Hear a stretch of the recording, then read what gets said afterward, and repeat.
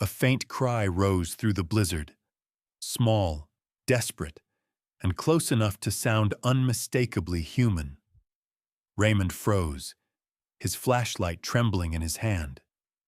Max's ears shot up, and before Raymond could say a word, the old shepherd had already charged into the curtain of white ahead.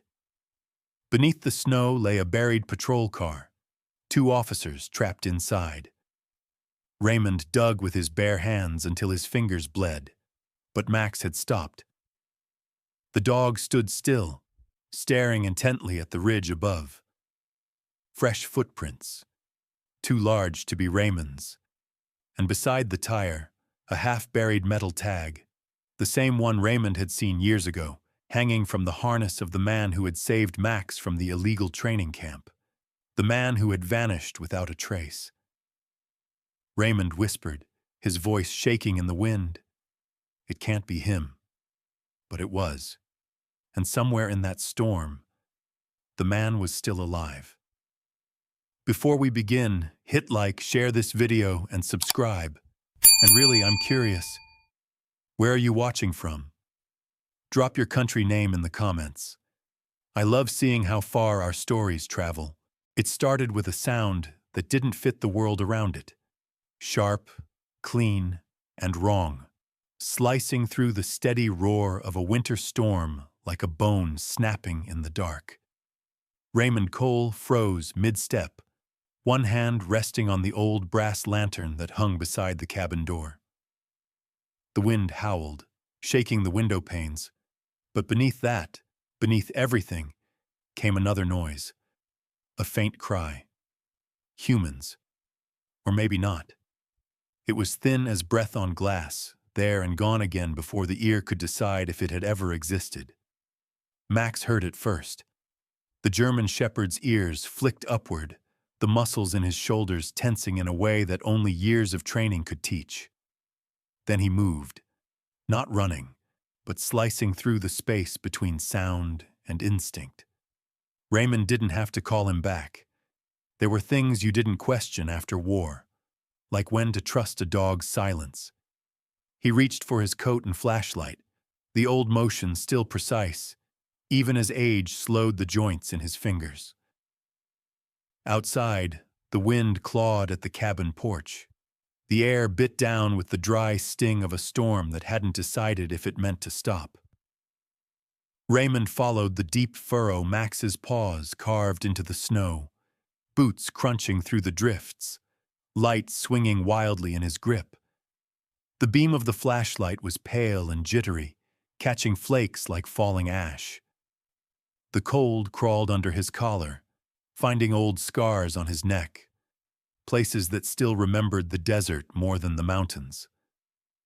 Max led the way down the narrow trail toward the canyon road, his form steady, tail low, not the wag of a companion out for a night run, but the lean urgency of something ancient, buried deep in his blood. Raymond knew that posture. He had seen it when the ground trembled overseas, when seconds meant survival. Tonight, the snow made the same quiet sound that sand once did, the sound of a place deciding whether to keep its secrets.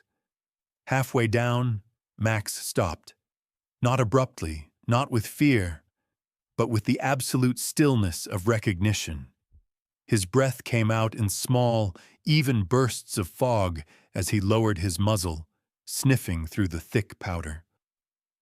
Raymond knelt beside him, breath catching in the cold. Max began digging with his front paws, urgent and methodical, until the snow gave way with a soft, muffled collapse. Raymond's glove brushed against something smooth. It wasn't rock.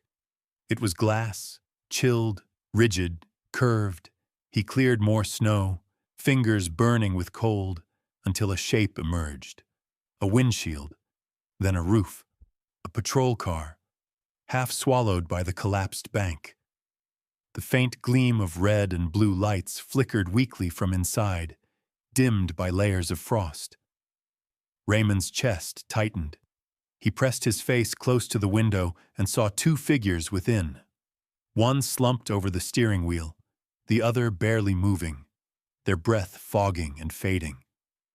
"Hold on," he whispered, voice barely a rasp carried by the wind.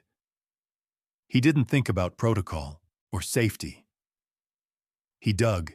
He dug like a man clawing at the earth for someone buried too soon. Snow stuck to his sleeves, his nails split against ice. Max stayed close, circling once, then twice, until his paws stopped moving altogether. The dog froze, his head tilted, not toward the car, but toward the ridge above it. A low growl rolled from his chest, deep and uncertain. Raymond followed his gaze. The beam of the flashlight found what the wind tried to erase, a trail of footprints climbing up the slope. Fresh. Humans. Not from the officers. Someone had been here, recently, and walked away. Raymond rose to his knees, breathing hard, scanning the darkness. The footprints vanished where the ridge curved, swallowed by blowing snow.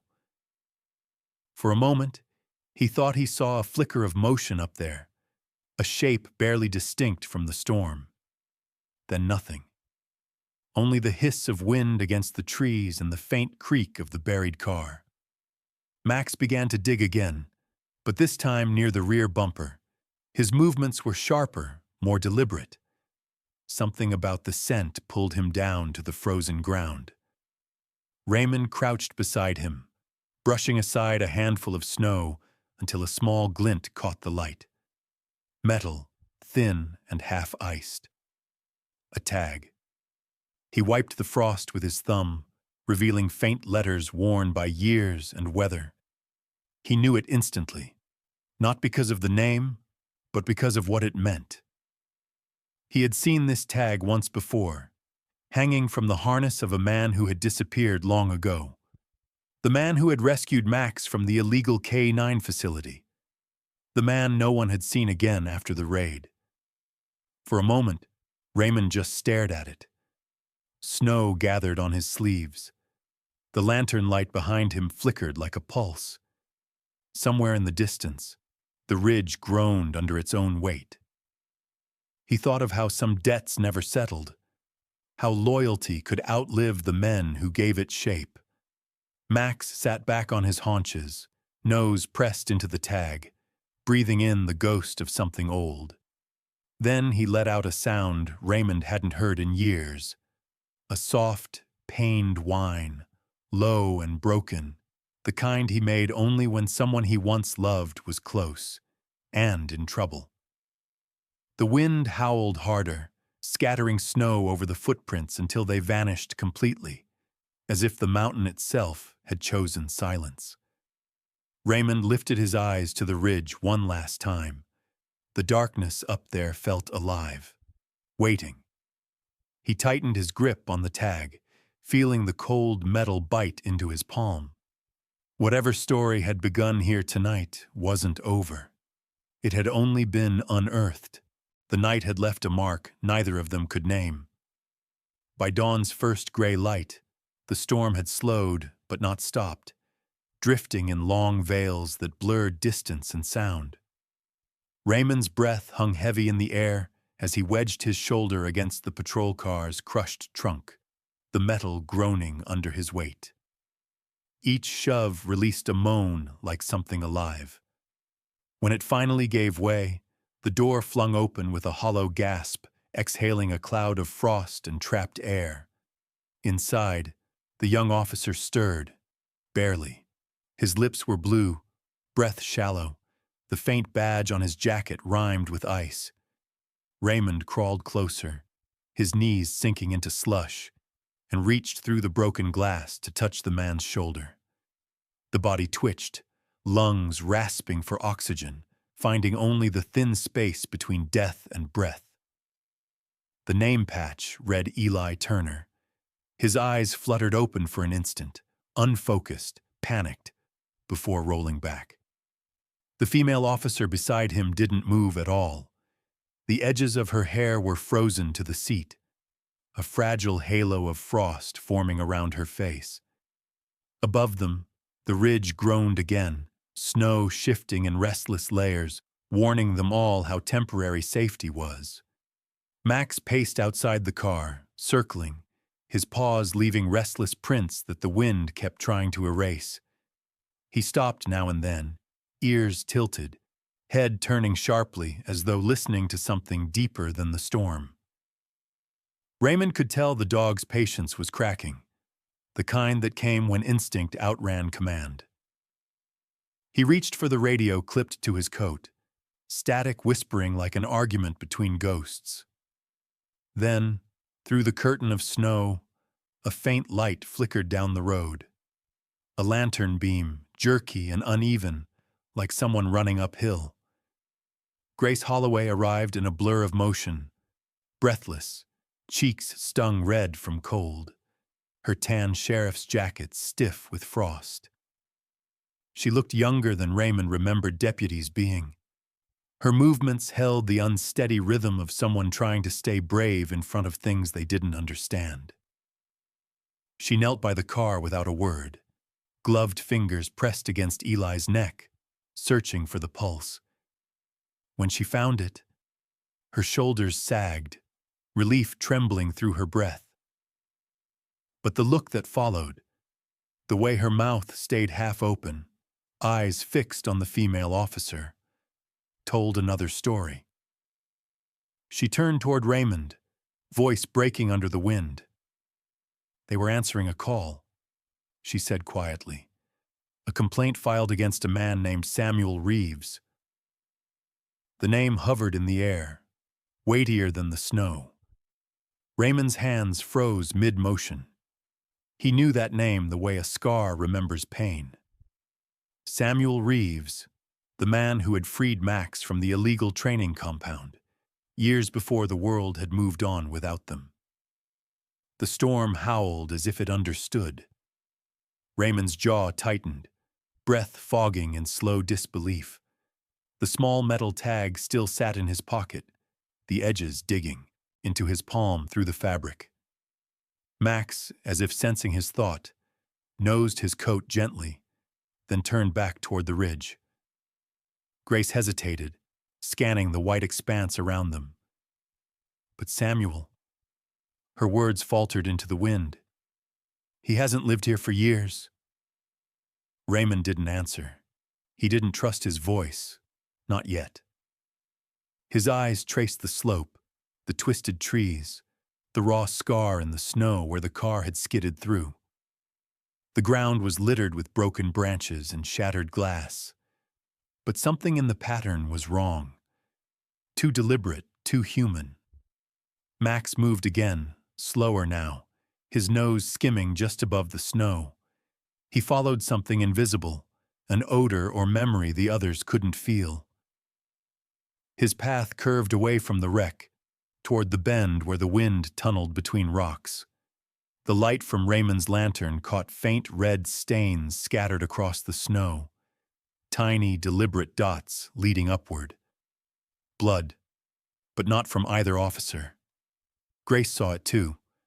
Her breath hitched, eyes widening in a silent question. Raymond shook his head once, not denial, but warning. They both understood what that meant. A third person had been here. Someone injured. Someone who didn't want to be found. Max let out a low whine and pressed forward, paws silent on the slope. Raymond followed, his flashlight beam slicing the air, revealing fragments of boot prints half buried beneath drifting snow. The higher they climbed, the quieter it became, the storm itself holding its breath. The world narrowed to 3 sounds: the crunch of snow, Max's breathing, and the low hum of fear that lived behind the ribs. At the top of the ridge, Raymond stopped. Max stood motionless beside him, tail lowered, nose lifted toward the wind. There was a scent, faint, human, mixed with metal and something older. The dog's muscles tensed, and Raymond followed his gaze. A shape stood against the blizzard, half shrouded by the swirl of white. A man's silhouette, still, watching. The lantern light caught the faint shimmer of a jacket's shoulder, the same fabric Raymond remembered gripping when a stranger had once handed him a trembling young K9 and said, "He deserves better than this." The world seemed to tilt on its axis. Samuel, alive, bleeding, hiding. Before Raymond could speak, the figure turned away, swallowed by the storm. For one suspended heartbeat, only Max moved, a single step forward, nose pressed into the air, unwilling to believe the distance was real. Then, somewhere beneath their feet, the ridge let out a deep, aching crack. Snow began to shift again, a low groan becoming a roar. Grace shouted something from below, but the words were torn apart by wind. Raymond grabbed Max's collar, stumbling back as the slope fractured like ice under pressure. The last thing he saw was the trail of red leading higher, before the mountain itself decided it had seen enough. The storm swallowed the light, the echo of collapse blending into silence so complete, it felt like the earth holding its breath. Somewhere in that silence, something, or someone, was still waiting to be found.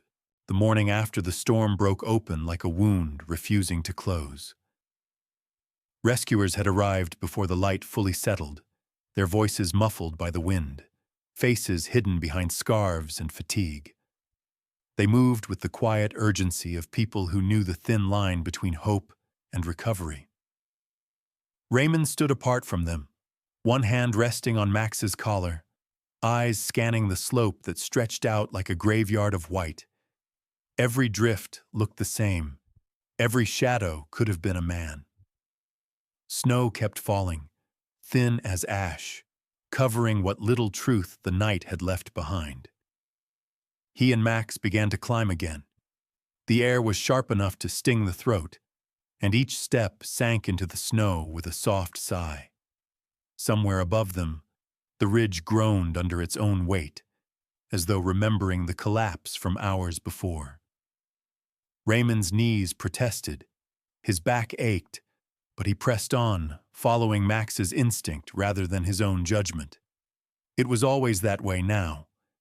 He followed the dog, because somewhere along the years, Max had learned how to navigate what Raymond could not. Halfway up the slope, the trail vanished beneath a new layer of snow.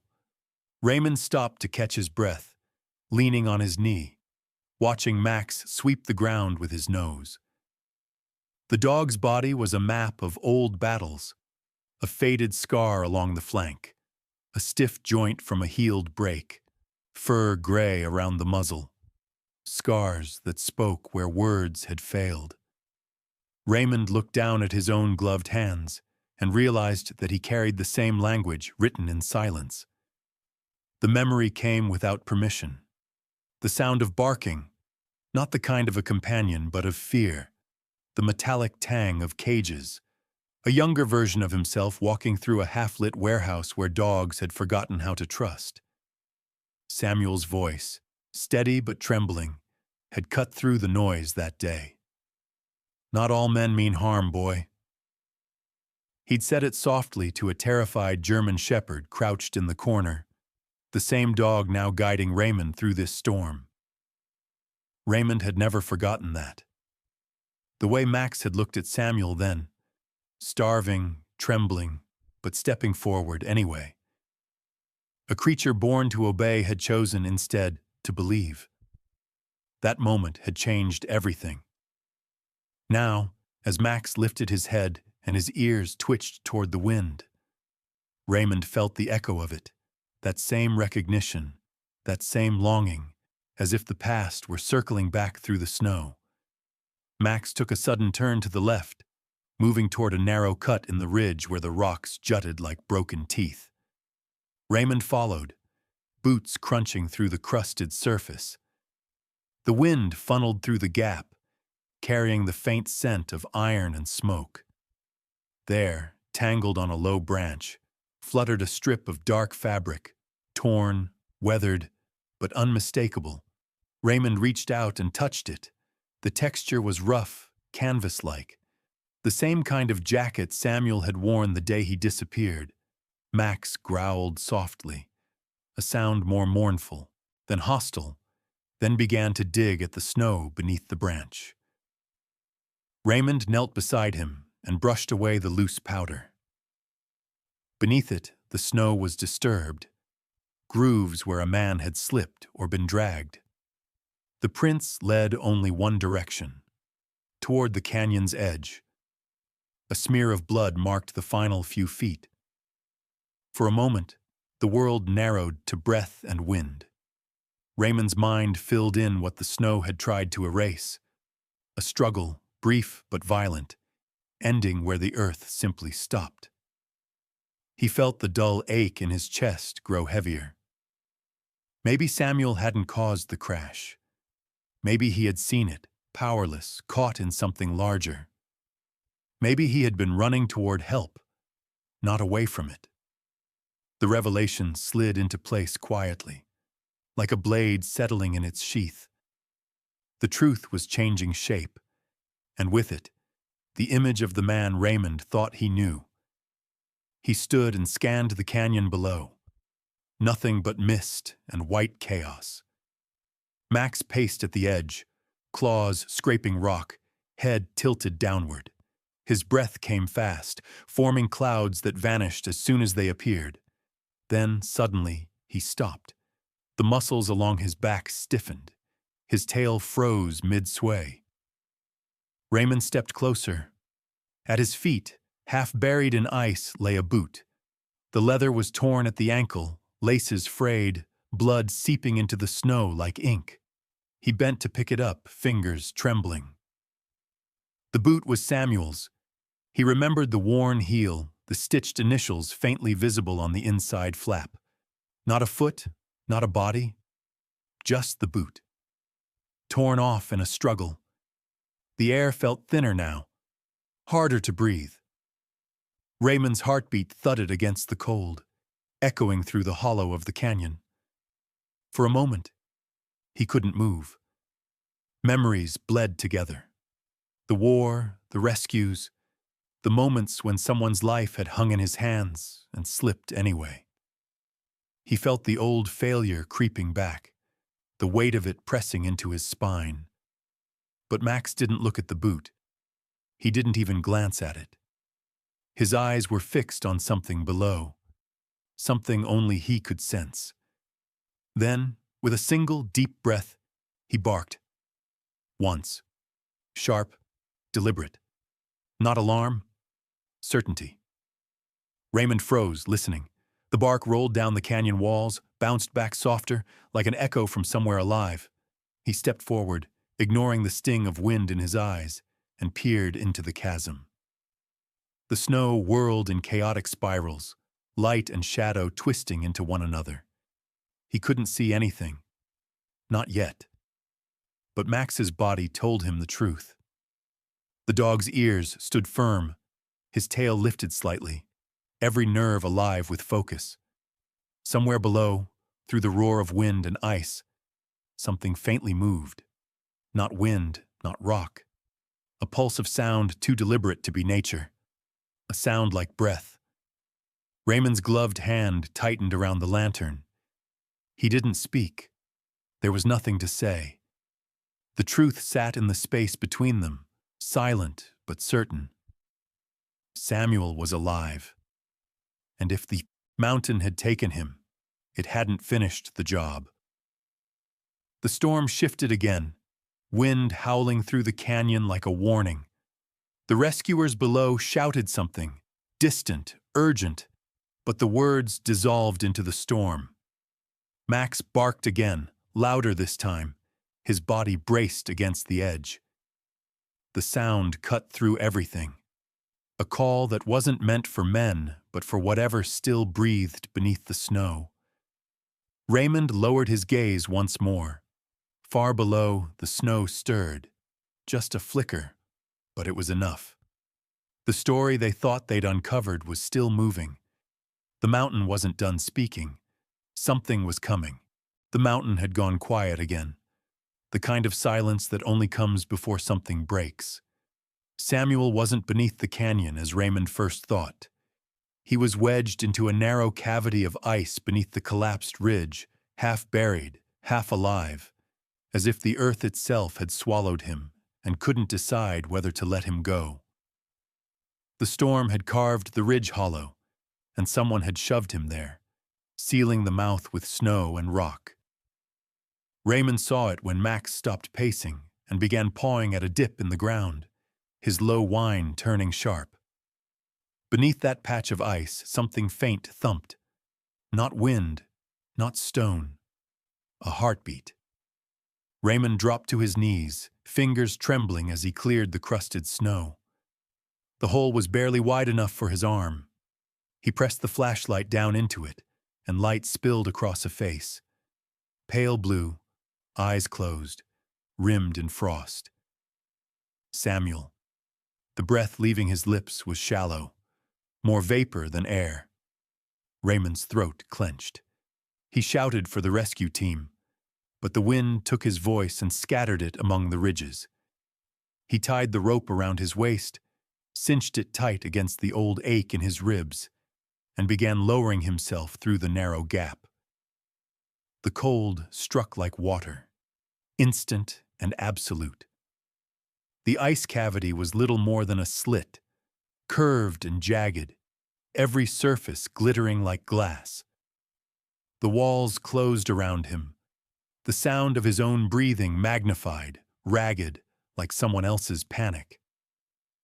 Above, Max paced in tight circles, claws scraping the frozen edge, releasing anxious whines that echoed down the hollow. When Raymond's boots hit solid ice, he crouched, letting his eyes adjust to the dim light. Samuel lay half-curled, encased in frost. The color had left his face, replaced by a gray that was almost translucent. His jacket was torn, one sleeve frozen to the wall. He blinked weakly at the beam of light, then at Raymond, recognition flickering through confusion. His lips moved, no sound at first, then a broken murmur. Raymond shook his head. "Don't talk," he whispered. Not harsh, but weary, as if words themselves were too heavy to lift. He knelt beside him, brushing the snow from Samuel's chest, feeling the shallow rhythm beneath layers of cold. Samuel's eyes flicked upward, toward the narrow strip of gray sky, then toward the sound above. Max's silhouette hovered there, peering down, nose pressed to the edge, breath fogging the air. The dog whimpered once, then crawled forward as far as he could, lowering his head into the hole until his forehead touched Samuel's shoulder. It was the gentlest thing Raymond had ever seen. Even broken, Samuel managed to lift one shaking hand, his fingers brushing the fur along Max's neck. The sound that escaped his throat was half a sigh, half a sob. The sound of something old being forgiven. Above them, the wind shifted again, carrying snow like shards of glass. Grace Holloway's voice came faint through the static of the failing radio. "Raymond, we're losing the signal. The ridge isn't holding. We have to pull back." Her words were fractured, fading in and out. Behind her, Raymond could hear other voices arguing, urgency colliding with fear. Then a sharp crack and a cry. One of the rescuers had been hit by falling ice. The channel went dead. Raymond exhaled slowly, the breath steaming against the icy air. His hands had gone numb long ago, the skin beneath his gloves raw. He pressed his palms against the frozen wall and began to chip at the edge, breaking off chunks with the pickaxe he carried from his belt. The vibrations traveled up his arms and into his teeth. Each strike echoed back like a countdown. Max barked once, short and deliberate, urging him on. The sound steadied Raymond's breath. They worked like that, man and dog, a rhythm older than language, until the wall gave way enough for Raymond to reach Samuel's shoulders. He gripped the fabric, tried to pull, but the ice held on, greedy and unwilling to release what it had taken. He could feel Samuel's body tremble with every tug. The storm howled through the gap above, and snow began to fall into the cavity, sifting through the air like dust over a grave. Max backed away from the opening, shaking the snow from his fur, then pressed his paws against the rim as if trying to hold it together. Raymond glanced up, meeting the dog's eyes. There was something there. Not fear, not confusion, just faith. A steady, unspoken belief that they had done this before and could do it again. Raymond's shoulders burned. His breath came shorter. The rope cut into his ribs. He pulled once more, teeth gritted, until Samuel's arm came loose, limp and shaking. He heard a low groan, and the sound nearly undid him. Proof of life was sometimes more unbearable than silence. He leaned close, his voice barely a rasp. "Stay with me, Sam." Samuel's eyes flickered open, unfocused. He wasn't fully there, just fragments, drifting between now and before. Raymond could see it, flashes of the illegal kennel, the night of their escape, the same snow falling years ago, the same dog trembling in a man's arms. Time folded back on itself until the past and present were indistinguishable. Above, Grace shouted again, voice thin but sharp through the wind. "Raymond, the ridge is cracking. You have to get out." He looked up. The light above wavered, shifting shadows against the ice ceiling. A deep sound rolled through the mountain, long, ancient, like something remembering pain. Tiny fissures spidered across the walls, and flakes of ice drifted down like ash. Raymond braced himself, gripping the rope. He hooked one arm under Samuel's shoulder and tightened the knot around both their waists. His vision swam. His hands refused to close properly. The weight of two men, the drag of snow, the pull of gravity. It was too much. Then, through the howl of the wind, he heard Max barking again, louder, commanding, relentless. The sound was a lifeline, pulling him back from the edge of panic. He looked up once more, saw the dog's silhouette framed by the swirling snow, front paws digging in, ready to pull. Raymond felt something shift inside him. Not strength, but a surrender to the bond that had carried them through everything else.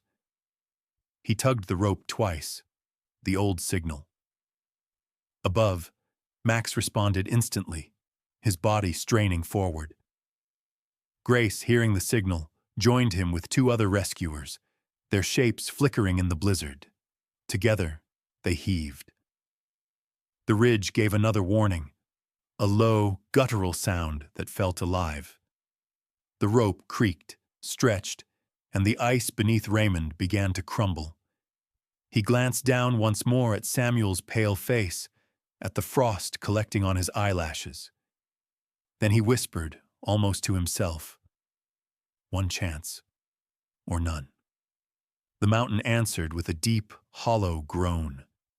The rope jerked upward, snow cascaded from above, and the world tilted. Raymond tightened his grip, closed his eyes, and let faith, or whatever was left of it, do the rest. The storm had spent itself by dawn, leaving behind a silence that felt almost reverent, as if the mountain itself were exhaling after holding its breath too long. Raymond stood near the fractured ridge, his face drawn, his gloved hands raw and bleeding from the rescue. The air still hummed faintly, carrying echoes of the collapse that nearly buried them all. Behind him, Grace Holloway was speaking into the cracked radio, her voice thin but steady, calling for backup, for medics, for justice. Max sat close to Raymond's leg, chest heaving, eyes fixed on Samuel, who lay propped against a snowbank under a blanket. His breathing was shallow, but there was a steadiness to it now, the fragile rhythm of a man refusing to die. As the light grew, so did the truth. It had always been there, buried under the noise of fear and assumption. The shattered patrol car, the footprints, the blood, all fragments of a story finally piecing itself together. Samuel hadn't caused the crash. He had witnessed it. He had seen the headlights before anyone else, not from a patrol car, but from another set of vehicles cutting through the storm. A convoy of trucks moving silently along the canyon road, headlights dimmed, cargo concealed under tarps. They weren't travelers. They were smugglers, using the whiteout to cross unnoticed. The two officers had stumbled on them by chance, thinking it was a stranded transport. Samuel had tried to warn them, waving his flashlight through the snow, but fear is a cruel interpreter. In the blur of panic, the smugglers struck first, and by the time the patrol car crashed under the ridge, Samuel was already bleeding, accused, and left behind to take the blame. Now the mountain lay bare, and so did the truth. Grace crouched beside Samuel, her badge glinting faintly under the pale sun. She didn't speak, not at first. The shame was visible in her posture, in the way she looked away before meeting his eyes. "You tried to warn them," she finally murmured, her voice cracking under the weight of realization. Samuel gave a faint nod, breath misting the air. "Didn't matter," he rasped. "They saw what they wanted to see." Above them, Max stirred suddenly, his ears pricked, his head turning toward the tree line. Raymond followed his gaze, the instinct older than reason stirring in his chest. The ridge's quiet had shifted, not gone, just waiting. And then came the sound. Footsteps, muffled, deliberate, circling. Raymond moved without thinking, stepping in front of Samuel as Grace rose to her feet. The faint outlines of men appeared through the mist. 3 of them, dark coats, faces hidden behind scarves. The smugglers had come back, not for cargo, not for survival. They had come to erase what the storm had failed to bury. Anchor point number 1. The confrontation. The lead man raised a crowbar, his voice low and guttural. "You shouldn't have looked for him." His boots crunched over the snow, eyes darting toward the injured Samuel. Another man circled wide, closer to Grace, his gloved hand twitching near a knife. Raymond felt the cold spread through his chest again, not from the air but from memory. The old battlefield ache returned, the one he thought he'd buried with his uniform. Before he could react, Max growled, deep, resonant, the kind of sound that carries meaning older than language. In one motion, he lunged sideways, pushing Raymond's leg just as the crowbar swung down. The metal struck the ground inches from where Raymond's skull would have been.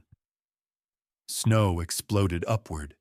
Raymond hit the ice, rolled, and came up gasping. Max faced the men, fur bristling, breath fogging in steady bursts.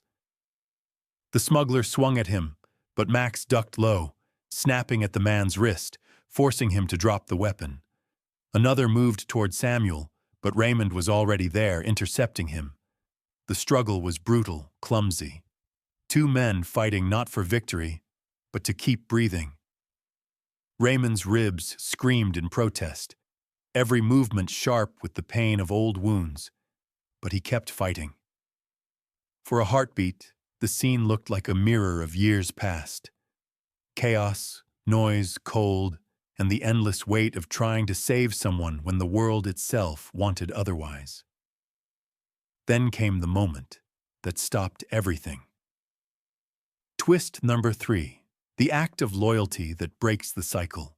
Samuel, barely able to stand, pushed himself upright. His body trembled, but his eyes were clear, focused on Max.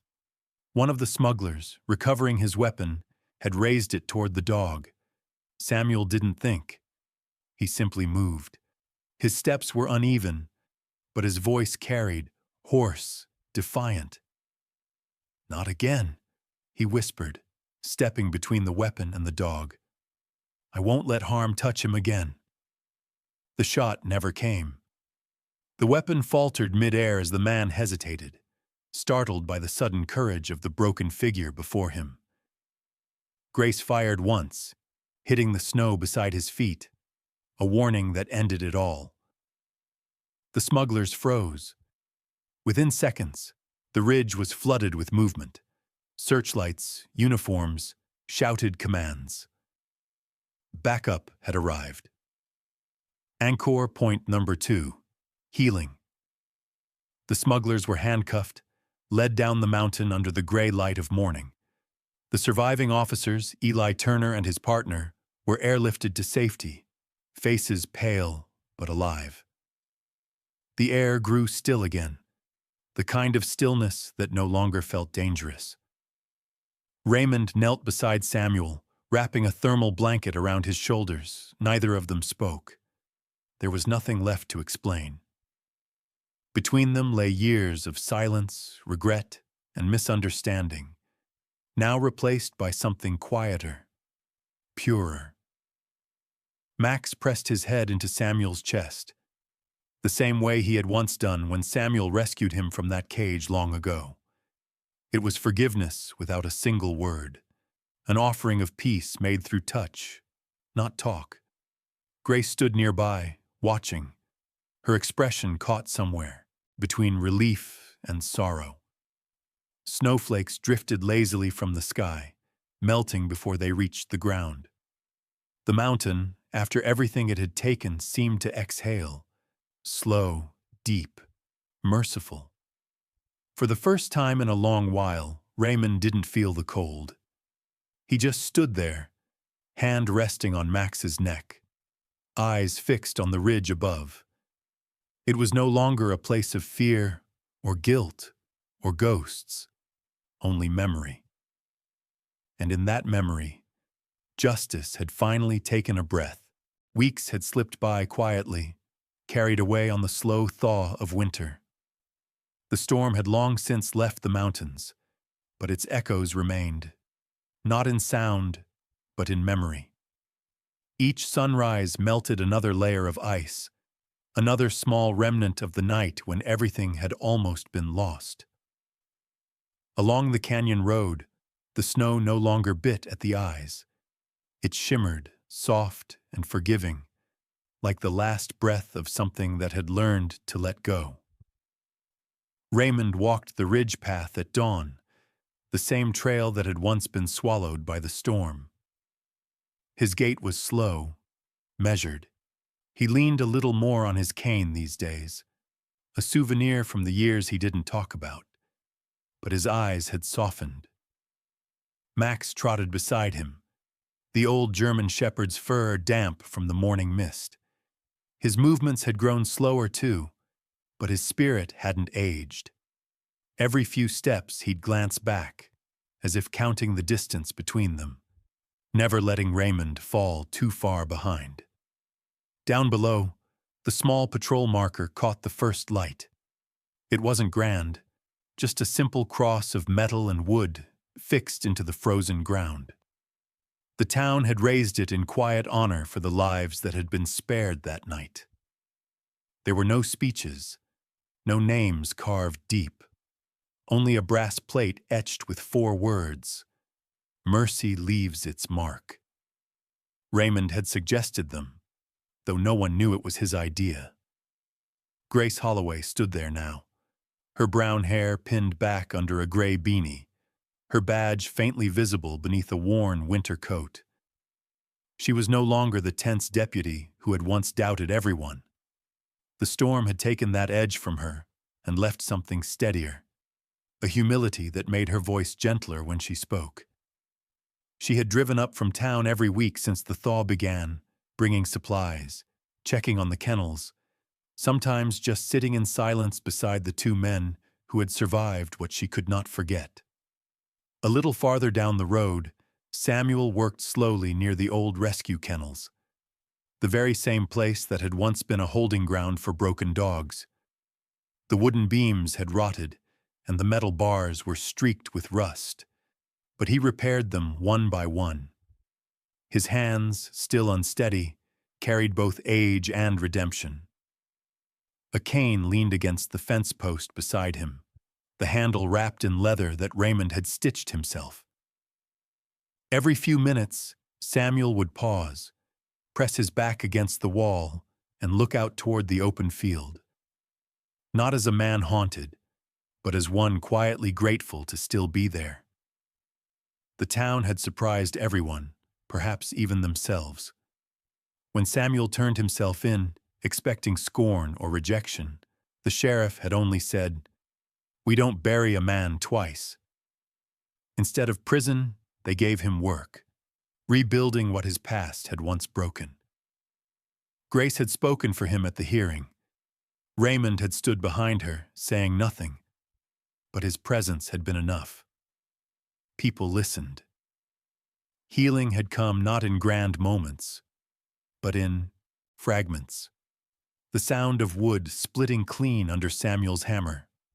The laughter of children who came to visit the newly reopened kennels. The clink of Grace's coffee cup as she sat beside Raymond in the mornings, watching Max wander the yard. Even the silence between them, once heavy, had changed its shape. It was no longer the silence of grief, but of understanding.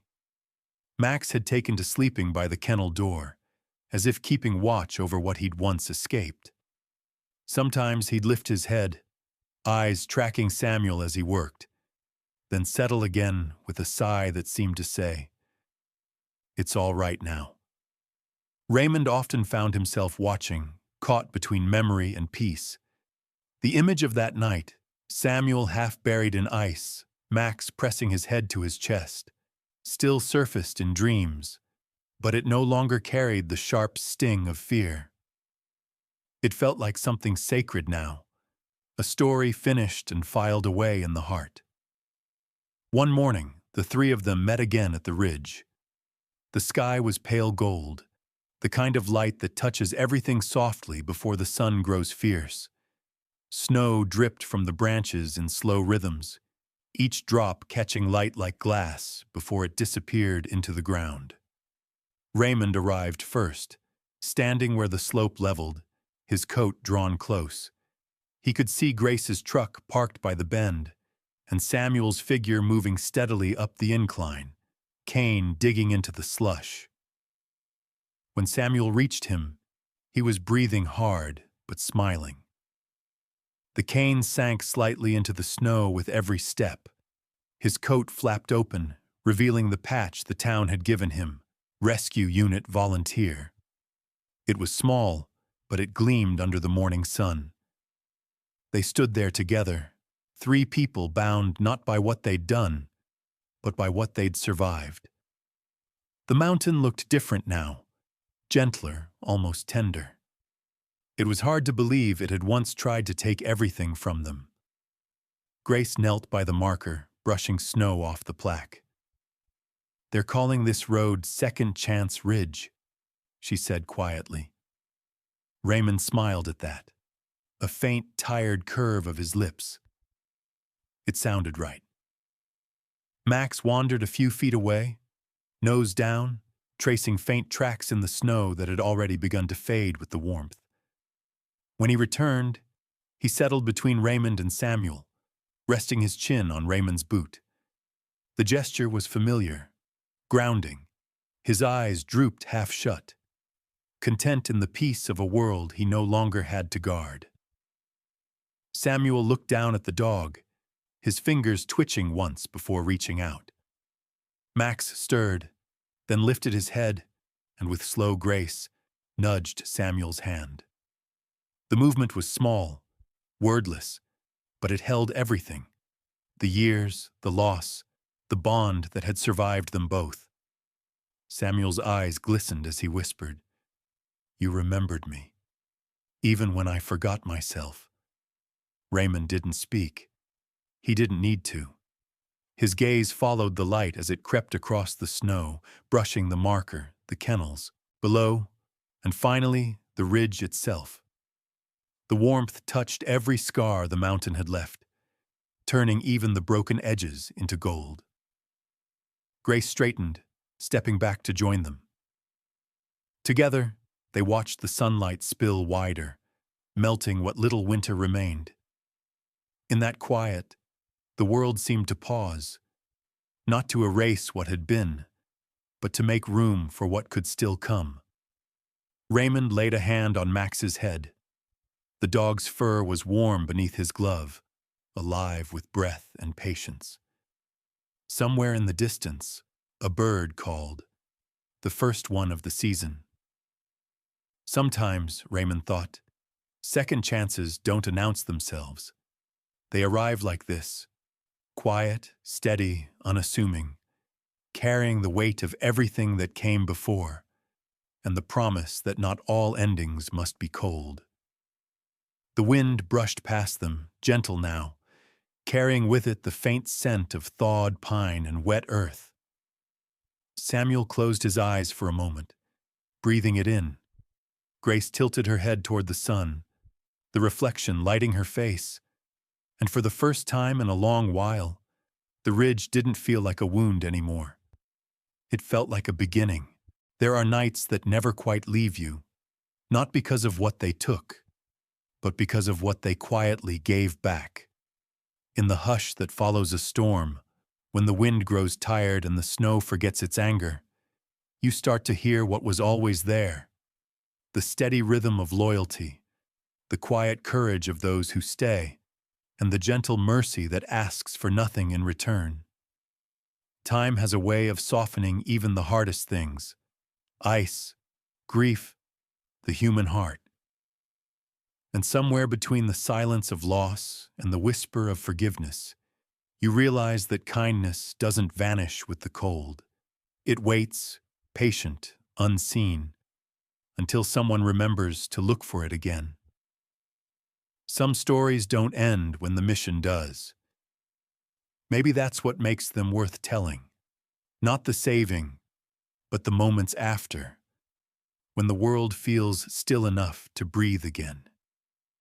If you'd like to stay a little longer, there are more stories waiting. Quiet ones, meant to be heard when the night feels heavy, and the heart needs a light it can trust.